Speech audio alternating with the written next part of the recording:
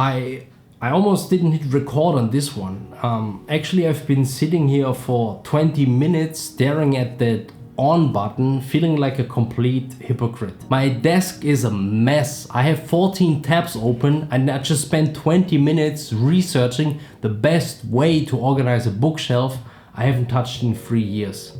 I'm telling you this because we're usually told that the people on the other side of this screen have it all figured out.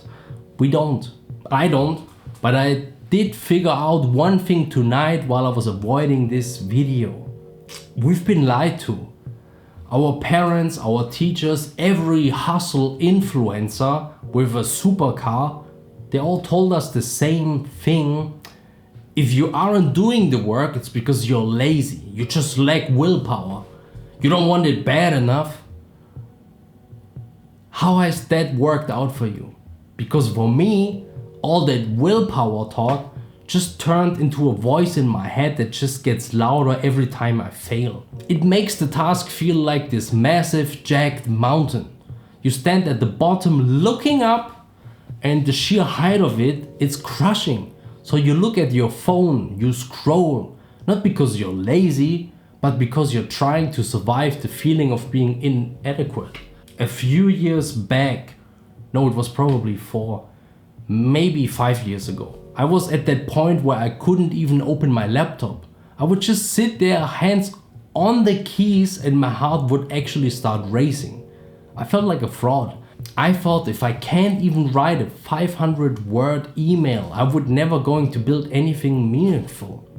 I would end up cleaning the baseboards of my apartment with a toothbrush just to feel productive, while the big stuff, the stuff that actually mattered, just rotted. I was at war with a version of myself that didn't even exist. I was waiting for a heroic version of me to show up and save the day, but that guy never came. Here's the thing, I had to learn that the hard way. Your brain isn't broken, it's just scared. When you look at a huge project, your brain sees a threat. It triggers your amygdala, the danger part of your head. It wants you to run, and scrolling TikTok is just you running away from the threat of your blank page. There's this Japanese concept called kaizen. You've probably heard it in some corporate boardroom context, but forget that. In real life, it's much simpler. It's the 1-minute rule. The idea is that you commit to doing the thing for 60 seconds. That's it. If you want to write a book, you don't write a chapter. You open the file and write 1 sentence. If you're drowning in laundry, you don't clean the room, you fold a shirt. It sounds a bit pathetic when you first hear it. Our egos hate it. Our ego wants the big win. But the 1-minute rule isn't about the work, it's about the bridge.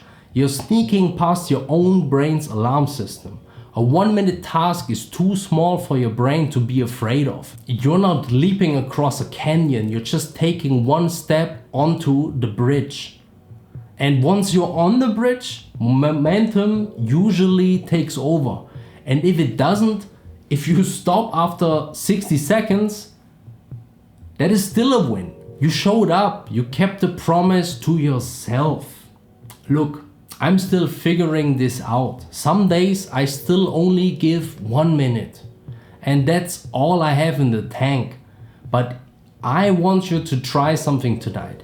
Before you go to sleep, pick the one thing that's been making your stomach turn. The mountain. And just promise me you will do it for 60 seconds tomorrow morning. No more, just 60 seconds. You don't need to be a hero. You just need to be someone who moves 1 small stone. I'm rooting for you, truly.